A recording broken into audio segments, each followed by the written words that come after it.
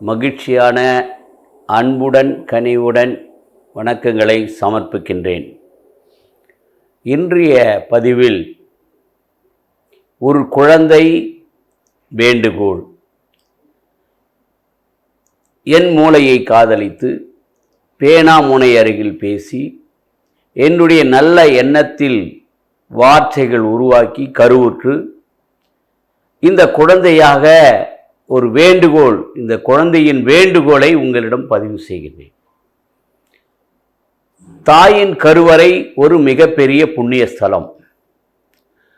ஆகவே அந்த தாயின் கருவறையில் இருக்கின்ற அந்த குழந்தை உயிர் பெறுகின்றது, மேலும் அறிவும் பெறுகின்றது. அவை இந்த குழந்தை கருவறையில் இருக்கின்ற போதே என்ன வேண்டுகிறது, அது குழந்தை பிறந்தவுடன் மேலவும் என்ன வேண்டுகிறது, பள்ளியில் தொடக்க நிலையில் என்ன வேண்டுகிறது, இப்படியாக அந்த வேண்டுதலை புரிதல் செய்ய வேண்டும் என்பதற்கான இந்த பதிவு. ஆகவே இந்த குழந்தை பிறப்பதற்கு முன் ஒரு ஆணும் பெண்ணும் இந்த குழந்தைக்கு தயாரிப்புகள் செய்யப்பட வேண்டும். உதாரணமாக, அந்த திருமண உறவுகள் சம்பந்தம் ஏற்படுகின்ற பின்னால் அவர்கள் 2 மாதம் அளவிலாவது 1 மாதம் அளவிலாவது முன் தயாரிப்புகள்.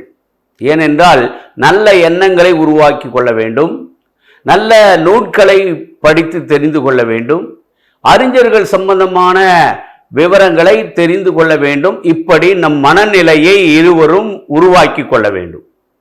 அதற்கான வகுப்புகள், திருமண தயாரிப்பான பயிற்சிகளையும் வகுப்புகளையும் பெற்று அனுபவித்துக் கொள்ள வேண்டும். ஆகவே ஒரு குழந்தை என்பது ஒரு தலைமுறை மாற்றத்திற்காக உருவாகிறது. 5 அறிவுள்ள விலங்குகள் கூட அந்த இனத்தை பெருக்கின்றன, மேலவும் அது வளர்ந்த பின் அவைகளுடைய உறவுகள் தொடர்வது கிடையாது. ஆனால் 6 அறிவுள்ள மனிதனுக்கு மட்டும் இந்த உறவுகள் என்பது பிறந்ததிலிருந்து இறக்கின்ற வரை தொடர்பான ஒரு உறவுகள், ஒரு சமூகம், ஒரு குடும்பம் என்ற ஒரு நிலையை பெறுகின்றன. ஆகவே இந்த குழந்தை பிறக்கின்ற பொழுது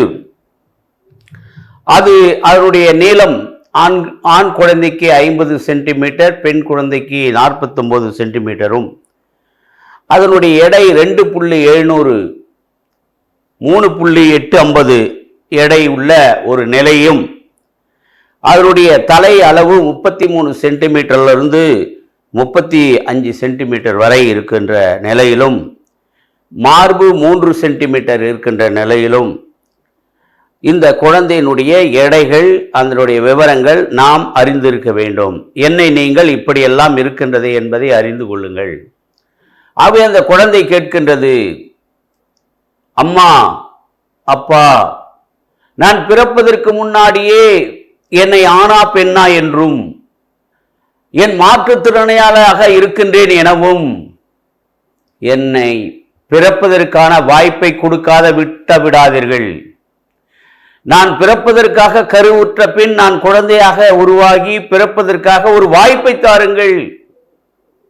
உலகமே என் பிறப்புக்காக காத்திருக்கிறது. என்ன பாருங்கள், நம்முடைய வரலாற்று புராணத்தில் கூட அபிமன்யு தாயின் வயிற்றில் இருக்கின்ற போதே அந்த தாயானவள் சிந்திக்கின்ற வித்தையை கற்றுக் கொடுக்கின்ற விஷயத்தை அபிமன்யு கேட்டதாக நாம் படிக்கின்றோம். ஆகவே ஒரு தாய் என்பது அந்த குழந்தையை வளர்ப்பதற்கான முன்னெடுப்புகளை இந்த குழந்தையே கருவறையில் கேட்கிறது என்று அந்த பெற்றோரும் அந்த தாயும் உணர்ந்து கொள்ள வேண்டும். அதனால தான் நம்மளுடைய திருமண நிகழ்ச்சிக்கு பின் சீமந்த நிகழ்ச்சிகள் நடக்கப்பெறுகின்றன. உறவினர்களாம் வந்து வளையல் போட்டு மந்திரித்து அவர்களை வாழ்த்தி ஒரு தாயானவள் அந்த குழந்தைக்கு சந்தோஷமாக இருக்க வேண்டும், மகிழ்ச்சியாக இருக்க வேண்டும் என்ற நிலையை நம்முடைய பண்பாட்டு முறையிலே வைத்திருக்கின்றார்கள். ஆகவே அந்த குழந்தை கேட்கிறது, அம்மா, மகிழ்ச்சியாக இருங்கள், நான் அப்போதுதான் நான் வளர்ச்சி நல்ல முறையில் இருக்கும். தந்தையே, என் அம்மாவுக்கு பாசத்துடன் அன்புடன் ஊட்டுங்கள், அப்போது கருவறையில் இருக்கின்ற நான் மகிழ்ச்சி உருவேன் என்று அந்த குழந்தை கேட்கிறது.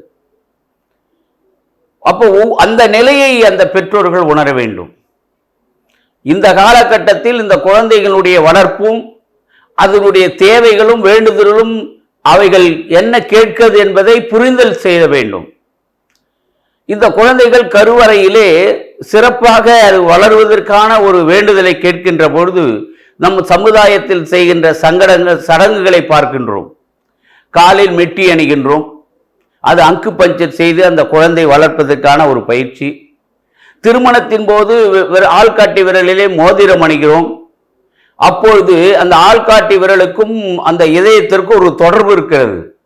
ஆகவே என் இதயத்தை உன் இதயத்தில் பகிர்கிறேன் என்ற ஒரு நினைவுக்குத்தான் அந்த ஆள்காட்டி விரல்ல அந்த மோதிர விரல்ல நம் அந்த மோதிரத்தை அணிகின்றார்கள். அப்போ மோதிர விரலுக்கும் இதயத்திற்கும் ஒரு தொடர்பு இருக்கிறது.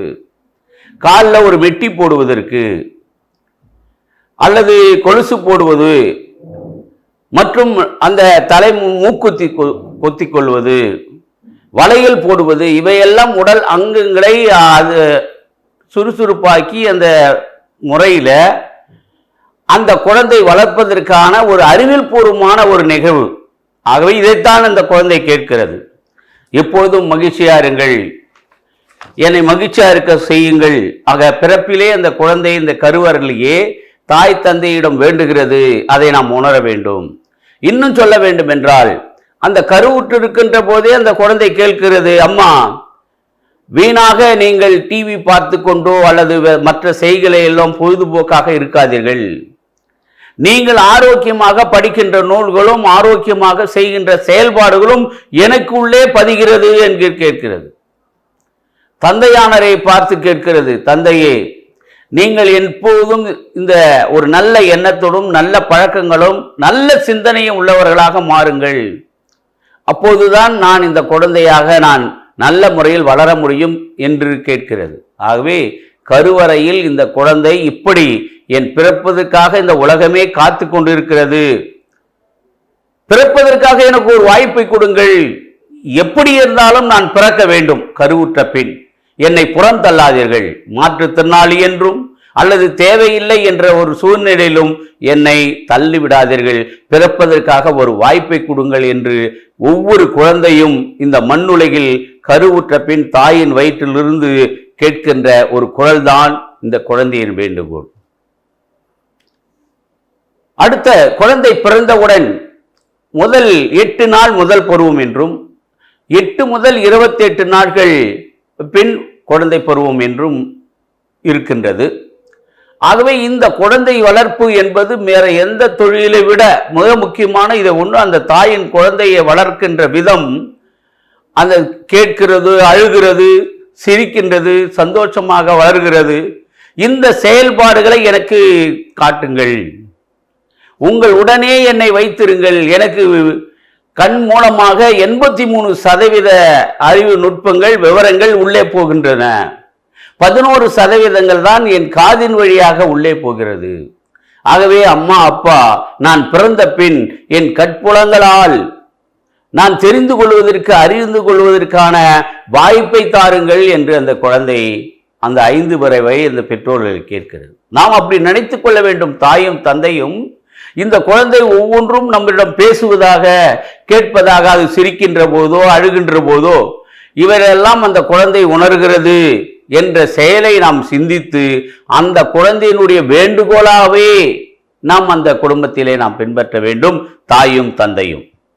ஆக இந்த குழந்தை பிறந்து வளர்ந்தவுடன் பள்ளியில் சேர்க்கின்ற போது ஆசிரியர்களையும் இந்த குழந்தை வேண்டுகிறது. என்ன வேண்டுகிறது? நான் தந்தையை நினைத்தால் தாராளமாக எனக்கு நடக்கிறது, தாயை நினைத்தால் அது தந்திரமாக நடக்கிறது, நான் கடவுளை நினைத்தால் அது கண்டிப்பாக நடக்கிறது, என்னை நினைத்தால் அது உண்மையாக நடக்கிறது. ஆனால் ஆசிரியரே, என் வகுப்பாசிரியரே, தலைமை ஆசிரியரே, உங்களை நான் நினைக்கின்றேன், இவை எல்லாம் எனக்கு ஒன்றாக நடக்கும். பல ஆசிரியருடைய சீடர்கள் பல மேதைகளாக ஆறுனதுக்கு காரணம் ஆசிரியர்களை நினைக்கின்றார்கள், ஆசிரியரும் மாணவரை நினைக்கின்றார்கள், மாணவருடைய வேண்டுகோளை ஏற்று இதை செயல்படுத்தினால்தான் இப்படி மேதைகளும் அறிஞரும் உள்ளார். அப்ப அந்த குழந்தை அந்த பள்ளியிலே அந்த ஆசிரியரை அப்படி கேட்கின்றது. நான் பள்ளியில் வந்துட்ட பிற்பாடு எனக்குரிய வாய்ப்புகளை தாருங்கள். என் ஓரத்திலே இருக்காதீங்க. ஒரு மாணவன் ஒரு பள்ளி பார்வையில் 2ஆம் வகுப்பு மாணவன் கூறினார், என்னப்பா உட்கார்ந்துனுக்கிற? சார் போர் அடிக்குது சார். அப்ப அந்த குழந்தையின் வேண்டுகோளை அந்த ஆசிரியர் நிறைவேற்றுகிறாரா? என் நோட்டையே பார்க்கல, என்ன ஒரு பாராட்டு கூட செய்யல என்ற ஒரு விவரத்தை அந்த குழந்தை ஏங்குகிறது, போர் அடிக்கிறது என்று சொல்லுகிறது. ஆகவே ஒவ்வொரு குழந்தையும் அந்த மாணவர்கள் அந்த ஆசிரியருடைய பார்வையில அவர்களை பாராட்டப்பட வேண்டும், அவர்களுக்கு ஆலோசனை கொள்ள வேண்டும். எப்பொழுதும் அந்த வகுப்பறை மகிழ்ச்சி உள்ள வகுப்பறையாக ஏற்படுத்தி கொள்ள வேண்டும் என்று அந்த குழந்தை வகுப்பறையிலே கேட்கின்றது. இதை உணர்ந்து கொள்வதற்காகத்தான் இந்த குழந்தைகள் இப்படியெல்லாம் கேட்குது என்பதை நாம் குடும்பத்திலும் சரி பள்ளியிலும் சரி அந்த குழந்தையின் வேண்டுகோளை கேட்க வேண்டும். அது சொன்னாலும் சொல்லட்டினாலும் அதனுடைய புரிதல் இப்படிதான் கேட்கிறது என்பதை இந்த குழந்தை வேண்டுவதாகத்தான் இந்த பதிவிலே நான் செய்கின்றேன். இன்னும் சில குழந்தைகள் கேட்கின்றன, என்னுடைய திறமைகளை கண்டறிப்பதற்கான வாய்ப்பை கொடுங்கள். வாய்ப்பு கொடுத்தால்தானே நான் வாழ்க்கையில வசந்தமாக முடியும். என் உள்ளத்தில் என்ன திறமை இருக்கிறது என் பெற்றோர்களை நீங்கள் அறிந்து பாருங்கள்.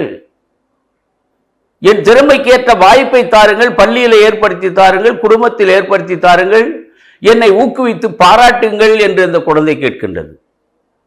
உண்மையிலே ஒரு சம்பவத்தை சொல்லுகின்றேன். ஒரு குழந்தை 5வது படிக்கின்ற பொழுது அம்மனம்பாக்கம் பள்ளியில மிக அருமையாக பாடியது. அப்ப அந்த குழந்தை, நான் பாடுகிறேன், என்னை பாராட்டவில்லை, என்னுடைய திறமை இப்படி இருக்குது என்று ஏங்குகின்ற அந்த குரலை, அந்த முகத்தை நான் நேராக பார்த்தேன். அதுதான் அந்த நேரம்தான்.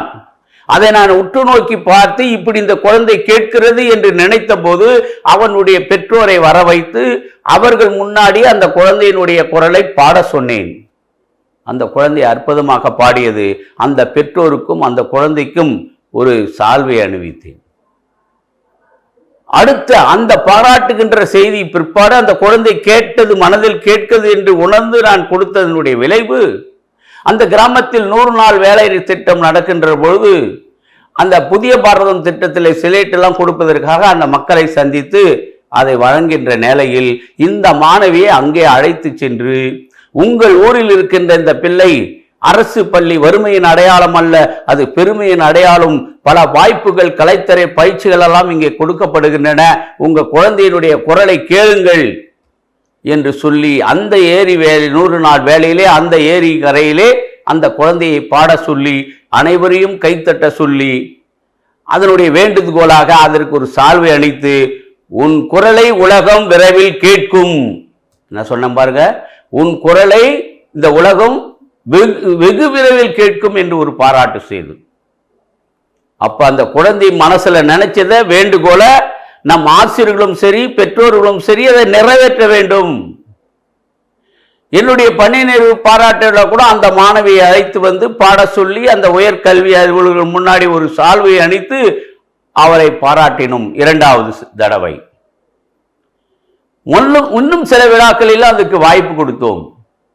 இந்த வாய்ப்பை அது ஏங்கி கேட்டதனுடைய விளைவு, மனதில் கேட்டதை உணர்ந்ததனால் இன்று ஜி தமிழிலே முன்னணி பாடகையாக, இன்னும் சொல்ல போனால் நேற்று போக்குவரத்துறை அமைச்சர் அந்த ஊருக்கே சென்று அந்த பிள்ளை கேட்டதற்கு இணங்க ஒரு பேருந்து வசதியை ஏற்படுத்தி அந்த பேருந்திலே அமைச்சர் அவர்களும் அந்த பாடிய அந்த பிள்ளையும் அருகிலே உட்கார்ந்து அந்த ஊருக்கே பெருமையானது. அப்ப பாருங்க, இப்ப இந்த ஒரு செய்தி மட்டும் நான் வலியுறுத்தி சொல்லுகின்றேன். இந்த குழந்தை வகுப்பறையிலே பாடுகின்ற போது என் பாட்டை கேட்பதற்கு யாரும் இல்லையா என்று வேண்டுகிறது என்று நினைத்ததனுடைய பலன் இன்னைக்கு உலக சாதனையாக, உலக அளவிலே அதன் குரல் வெளிவந்ததாக நாம் அறிகின்றோம்.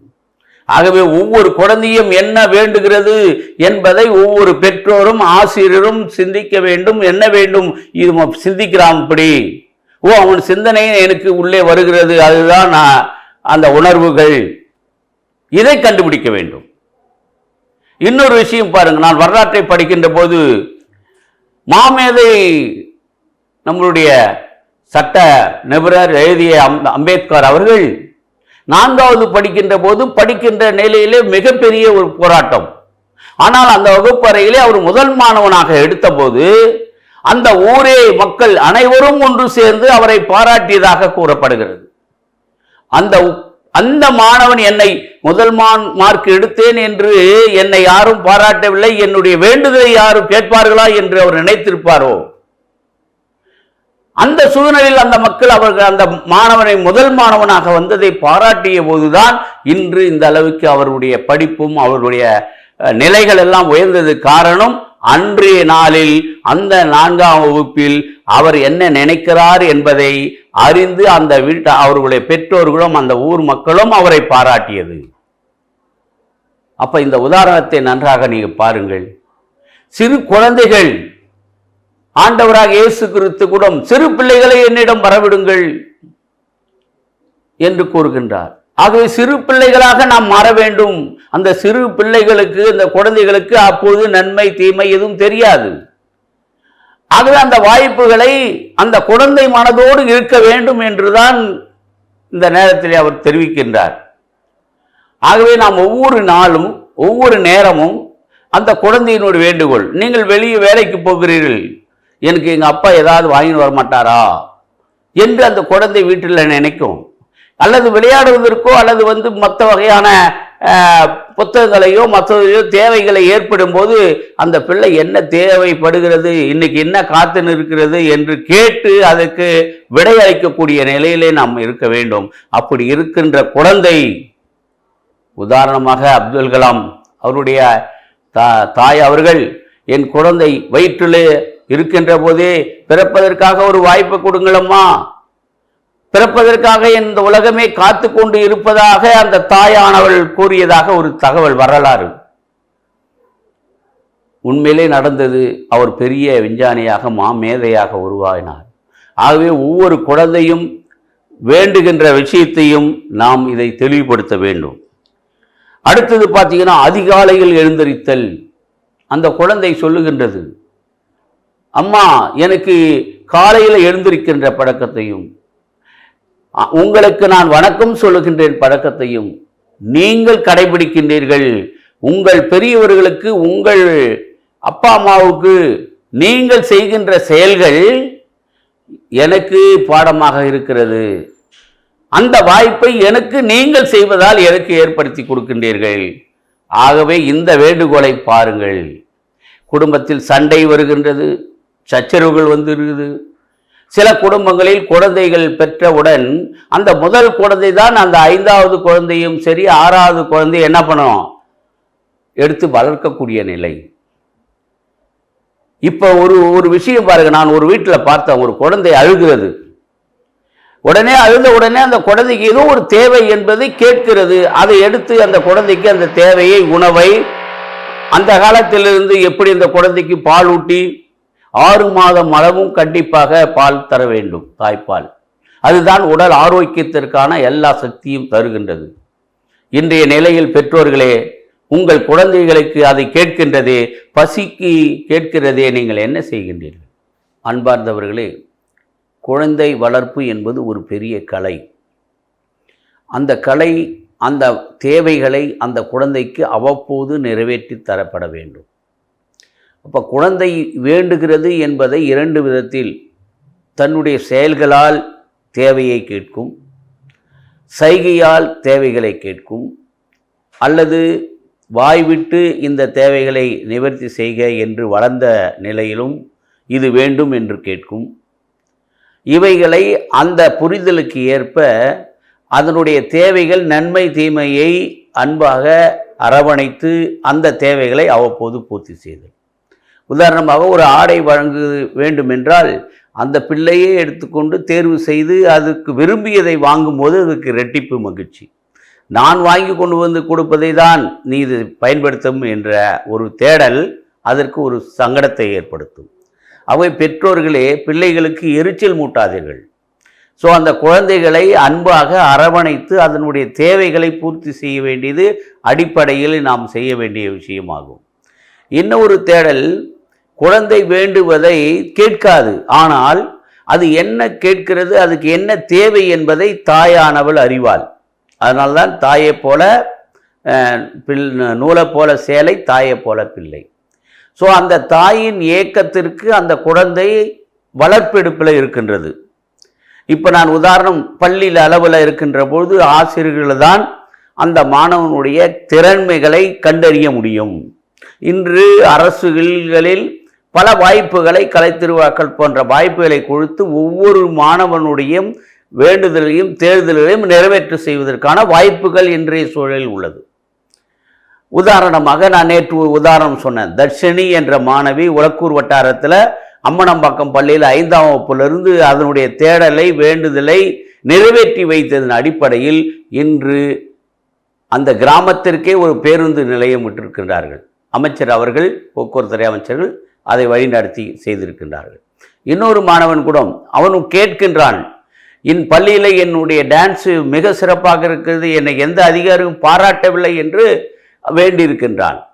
அப்போது அவனை பாராட்டி அதை ஊக்குவித்தின் அடிப்படையில் இன்று பல படங்களில் நடனமாடி குறைந்தது 3 லட்சம் ரூபா அளவுக்கு இன்றைக்கி 7வது படிக்கிறான். அப்போ அவனை பாராட்டுகின்ற போது, எனக்கு இந்த வேண்டுதலை நிறைவேற்றுகின்ற போது அவன் வளர்ச்சி பெறுகின்றான். நேற்று கூட தமிழக அளவிலே இருக்கின்ற அந்த கலை திருவிழா போட்டியில் ஒரே பள்ளியில் 10 மாணவர்கள் ஏற்கனவே அவர்களை சந்தித்த போது, இந்த வாய்ப்புகளை நீங்கள் உருவாக்கி கொள்ளுங்கள், ஆசிரியர்களே, தலைமை ஆசிரியர், இந்த வாய்ப்புகளை நீங்கள் அந்த மாணவருக்கு வழங்கள், அவர்கள் என்ன கேட்கின்றார்கள், அவர்கள் உங்களை தேடி வந்து எனக்கு இந்த வாய்ப்பு கொடுங்கள், நான் இதை செய்து காட்டுகிறேன் என்று சொல்லும்பொழுது அந்த மாணவனை உட்கவர்ந்து பெற்றோர்களிடம் பேசி அவர்களை முன்னெடுக்க வேண்டும். அவருடைய தேடல்களையும் வேண்டுதலையும் நாம் நிறைவேற்ற வேண்டும். உண்மையிலேயே இந்த பிலம்பனால் பள்ளி தலைமை ஆசிரியர் அவர்களை, இந்த லில்லி சிஸ்டர் அவர்களை பாராட்ட வேண்டும். 10 மாணவர்களை இன்றைக்கு மாநில அளவில் போட்டிக்கு இந்த மாணவர்கள் விரும்பியதை செய்திருக்கின்றார்கள் என்றால், அப்போ ஒவ்வொரு குழந்தையும் வளர்கின்ற பொழுது படிப்படியான வளர்ச்சி. இன்றைக்கு சமூக ஊடகங்கள் வளர்ந்து விட்டன. அந்த ஊடகங்களுக்கு ஏற்ற முறையில் அந்த மாணவர்கள் விரும்புகின்ற விஷயங்கள் நல்லதாகவும் இருக்கிறது, கெட்டதாக இருக்கிறது. இன்றைக்கு ஒவ்வொரு மாணவனும் அதனுடைய தேடல்களை முடிவெடுக்கின்ற நிலையில் இருக்கின்றான். அவனுக்கு இப்போ சொல்லிக் கொடுக்க வேண்டும் என்ற ஆவல் இல்லை. ஒரு பிறந்த குழந்தை கூட இன்றைக்கு 1 மாதத்தில் 1 வயசில் இருக்கின்ற குழந்தை செல்லை எடுத்து ஆஃப் பண்ணுது. அந்த செல்லை வச்சு தான் இன்றைக்கி சோறு ஊட்டுறாங்க. ஸோ அதனுடைய தேடுதல் உலக அளவில், அந்த மீடியாக்கள் அளவில் தேடி செல்கிறது. இதைத்தான் பெற்றோர்கள் ஒரு ரோல் மாடலாக இருந்து அதன் தேவைகளை, அவைகள் வேண்டுவதை நாம் நிவர்த்தி செய்து கொடுக்க வேண்டும்.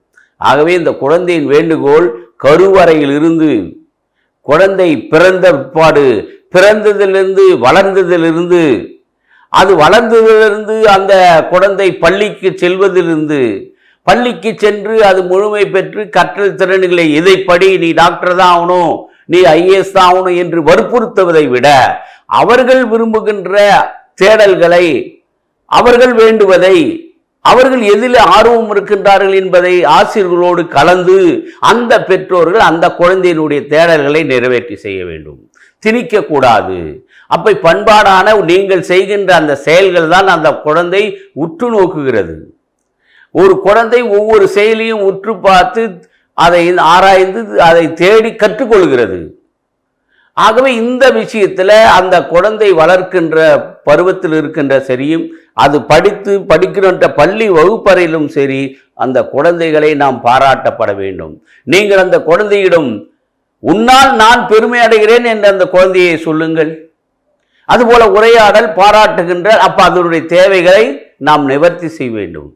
ஆகவே 8 வயதில் விளையாத 5 வயதில் இருக்கின்ற அந்த நுண்ணறிவுகள், அந்த புலன்கள் வழியாக 83% அறிவுகள், மற்ற உட்கூறுகள் உள்ளே செல்கின்றன. அவைகளை, அந்த தேடல்களை அந்த மாணவர்களுக்கு அந்த பெற்றோர்கள் வழங்க வேண்டும். குறிப்பாக வளர்ந்த ஆசிரியர்கள் அந்த வகுப்பறையிலே அந்த மாணவருடைய திறன்களை, செஸ் போட்டியாக இருக்கட்டும், கேரம் போட்டியாக இருக்கட்டும், அல்லது விளையாட்டு திறனாக இருக்கட்டும், தனித்திறன்களாக இருக்கட்டும். என ஒரு மாணவன் பல ஆண்டுகளுக்கு முன்னால், ஐயா எனக்கு தாண்டுவதற்கு ஒரு வாய்ப்பை கொடுங்கள் என்று தினமும் நிற்பான். ஸோ அந்த மாணவர்களோடு அவர்களை பழகிவிட்ட போது அவன் நீச்சல் அடித்து தாண்டுவதை பார்த்தவுடன் அவன் கேட்டதுக்குரிய தகுதி அவனிடம் இருப்பது என்பதை பார்த்து பெற்றோர்களுக்கு தெரியவில்லை.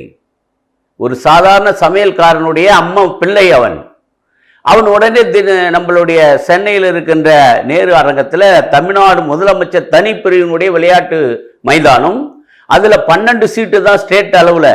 அந்த 12 நபர்களை அவன் ஒரு மாணவனாக தேர்வு எடுத்து இன்றைக்கு பயிற்சி பெற்று ஆசிய அளவில் அவன் ஒரு பெரிய முன்னணி தாண்டுதல் போட்டியில் இருக்கின்றான். அப்போ அவன் அன்னைக்கு பள்ளியில் கேட்ட கேள்வி, ஐயா எனக்கு ஒரு வாய்ப்பு தாருங்கள். அப்போ அந்த குழந்தை கேட்டது வேண்டுகோள், தாண்டி பார்க்கிறேன் என்று சொல்லி தாண்டியதனுடைய விளைவு இன்றைக்கு ஒரு சிறந்த விளையாட்டு வீரராக இருக்கின்றான். ஆகவே ஒவ்வொரு சூழலிலும் ஆசிரியர்களும் சரி, பெற்றோர்களும் சரி, உறவினர்களும் சரி, ஒரு குழந்தையை முன்னெடுத்து வளர்த்து ஒரு சாதனையாளராக, சாதாரணமானவனும் சாதனையாளர் ஆக்கலாம் என்ற ஒரு நிலையில் அந்த குழந்தையினுடைய அந்த மாணவனுடைய தேடல் என்ன, அவனுடைய வேண்டுதல் என்ன, அவன் என்ன விரும்புகிறான் என்பதை உணர்ந்து ஒவ்வொரு நாளும் நாம் பார்க்க வேண்டும். அதையே நாம் செயல்படுத்த வேண்டும். அப்பொழுது அவன் விரும்பிய செயல்கள் முன்னேற்றம் அடைகிறது என்பதுதான் இந்த தலைப்பில் பகிர்கின்ற பொழுது குழந்தையினுடைய வேண்டுதல் என்று நான் பதிவு செய்த போது எல்லா நிலைகளிலும் அதை பதிவு செய்து அதனுடைய தேடல்களை, வேண்டுதல்களை அது உணர்ந்து சொன்னதோ சொல்லலையோ அந்த பெற்றோர்களுக்கு தெரியும், அந்த ஆசிரியர்களுக்கு தெரியும். ஆகவே அந்த வாய்ப்புகளை அந்த மாணவனுக்கு கொடுக்க போனானால் அவன்தான் இந்த ஒரு சிறந்த மனிதனாக, ஒரு சமூக நிலையிலே உயர்ந்தவனாக, அதனால் அந்த ஊருக்கும் பெருமை, அந்த பள்ளிக்கும் பெருமை, அந்த பெற்றோருக்கும் பெருமை, அந்த உறவினருக்கும் பெருமை. ஆகவே அவனுடைய தேடலை இந்த தலைப்பில் இருக்கின்ற அத்தனை பேரும் உணர்ந்து அவனுக்கு நாம் நிறைவேற்றும் போது அந்த குழந்தைதான் இன்றைய குழந்தை நாளைய சமுதாயத்தின் சீர்திருத்தவாதி, ஒரு சிறந்த மாமனிதன். ஆகவே அந்த சிறு வயதில்தான் வளர்க்கப்பட வேண்டும் என்பதை ஆணித்தரமாக சொல்லி, ஒரு செடியை வளர்க்கின்ற போது அது எப்படி ஒவ்வொரு நாளாக நீர் ஊற்றி வந்தால்தான் அந்த செடி வளரும். ஆகவே இந்த பறவைகள், விலங்குகள்லாம் எடுத்துக்கொள்ளுங்கள், அவைகள் எத்தனை முறையில் அந்த குழந்தையை வளர்க்கிறது. ஆனால் அதுக்கு அப்புறம் வளர்ந்த ஏற்பாடு அது வேற, மற்றது வேற, ஒரே நிலை. ஆனால் மனித வேலைக்கு மட்டும் அப்படி அல்ல, ஒரு சமூகம், ஒரு குடும்பம். ஆகவே ஒவ்வொரு குழந்தையினுடைய தலையெழுத்தும் இந்த நாட்டின் தலையெழுத்தாக மாறுகிறது. ஆகவே அந்த நிலையை உருவாக்க வேண்டும். பல தலைவர்களை உதாரணம் எடுத்துக்கொள்ள வேண்டும். அவர்களெல்லாம் சிறு வயதிலே எப்படி இருந்தார்கள் என்று ஆராய்ச்சி பண்ணி அந்த குழந்தைகளுக்கு கற்றுத்தருங்கள். மாமேதைகளுடைய சிறு வயதில் இருக்கின்ற நிலைகளை நீங்கள் அவர்களுக்கு கற்றுத்தாருங்கள். அப்போதுதான் அவர்களுடைய தேடல் அந்த உயர்ந்த அளவில் இருக்கின்ற சான்றோர்களை பற்றி தெரிந்து அதன் தேவைகளை அதை நிவர்த்தி செய்வதற்கான ஒரு தன் நம்பிக்கை ஏற்படும், ஒரு நம்பிக்கை ஏற்படும், விடாமுயற்சி ஏற்படும். ஆகவே ஒவ்வொரு பெற்றோர்களும் இந்த தருணத்தில் நீங்கள் பெரிய மாமேதைகள் குழந்தைகளாக இருக்கின்ற போது எப்படி இருந்தார்கள் என்பதை கற்றுத்தாருங்கள்.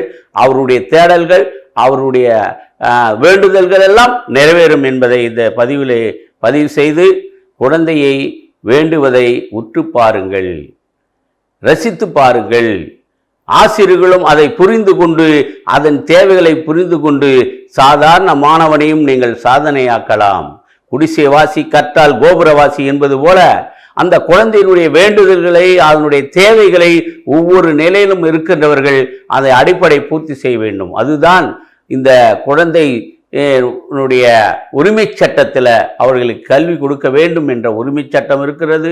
அவர்களை வளர்த்தெடுப்பதற்கான சமூக சூழல் இருக்கிறது என்பதை இந்த நேரத்தில் பதிவு செய்து, எல்லோரையும் பணிவாக இந்த குழந்தையினுடைய தேடல்களை, அதனுடைய கோரிக்கைகளை குழந்தையிலிருந்து நீங்கள் கண்டறிந்து செய்யுமாறு, அதை வளப்படுத்துமாறு இந்த பதிவின் சார்பாக வேண்டுகின்றேன். நன்றி, வணக்கம்.